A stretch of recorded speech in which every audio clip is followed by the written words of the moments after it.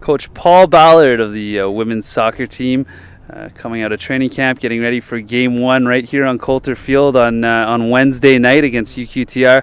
Coach, let's start by talking about training camp. It was a little bit longer than years past, lots of exhibition contests. How did it go? Yeah, I mean, when we have 12 new girls coming in, we thought long and hard about how we could prepare as best we could for the upcoming season. So the mix of training and match play was really important for us. Also, the team building aspect of it was extremely important. It's not just 12 new players, it's 12 new players that are going to have a big part to play in our upcoming season. So we needed them to gel on the field and off the field.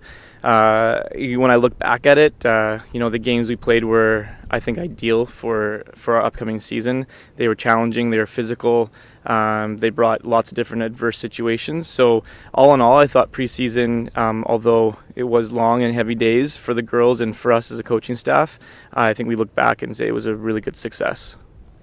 You mentioned 12 new players along with 11 returners. How have they gelled together so far? And look at your team. Give us a brief outlook of the team. Yeah, I mean, you never know what's going to happen when you bring 12 new players to a pool. I think one of the things that has helped the unity of the team grow was the fact that we were able to bring the girls in as much as possible in January for view days. Girls would come and visit campus. We would invite them to watch us play. So a lot of our returning players knew who these players were. Because I had been recruiting a lot of these girls for 2 years, they were very used to me and my language and my expectations. So what we didn't have was, oh my goodness, this is what I signed up for. It was, this is exactly what I came for, and this is what I want to get stuck in and accomplish. I think the reality is with a big team with more new players than old players, we're going to get to that stage of the season when it might feel like we're storming a little bit. And we're ready for that. I think the players are ready for that. I think we will start experiencing that when the season starts.